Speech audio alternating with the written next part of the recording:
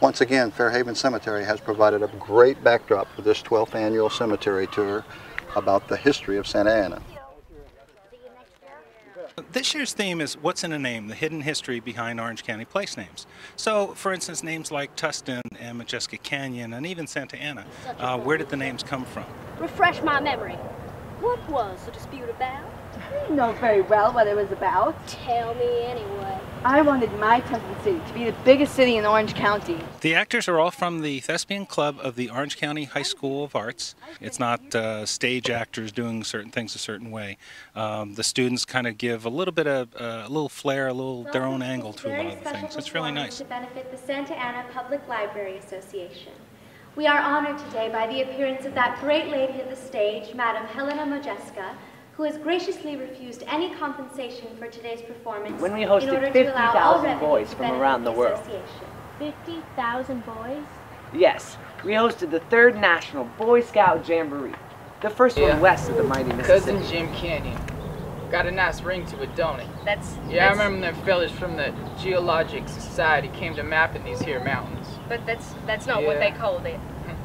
Darn it, Miss Lulu, tell me already! What did they name the canyon? They named it Holy Jim Canyon. Holy Jim.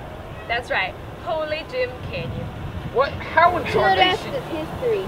But I'll bet you my now reduced wages that nobody will ever remember the name. Didn't I once hear that there are other famous farmers in your family? I suppose you might say so. John Chapman is a relative. I'm afraid I'm not familiar with him.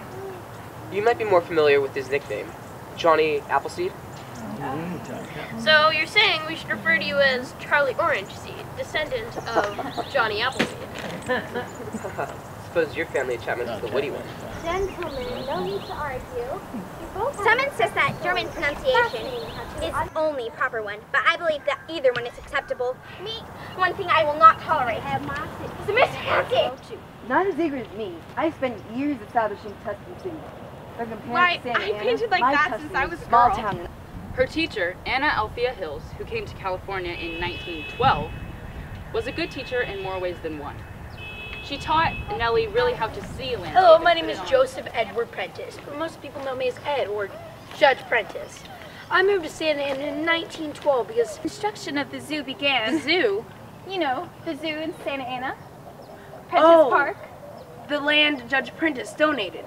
Anyway, Prentice would often visit. People came pouring into the area, and it was renamed Silverado. In a matter of months, Silverado was... We appear to have raised over $400 today. In addition, my husband, Mr. Charles E. French, has generously donated today's use of this beautiful opera house at no cost. Those of you who are acquainted with me know how important this cause is to me personally. It was a simple wardrobe donated by my family and fitted with shelves that began our little library, which has now grown to over 1,000 volumes. Well, I see that our 1,200 seats are nearly full, so I will keep you in suspense no longer.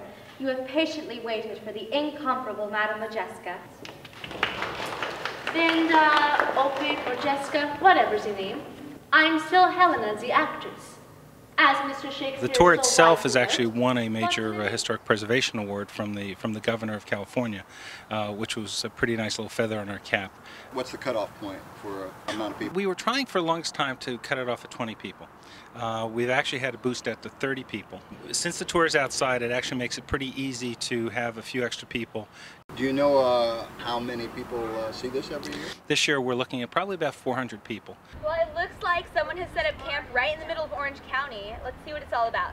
The whole tour itself takes about 90 minutes. People will walk from scene to scene.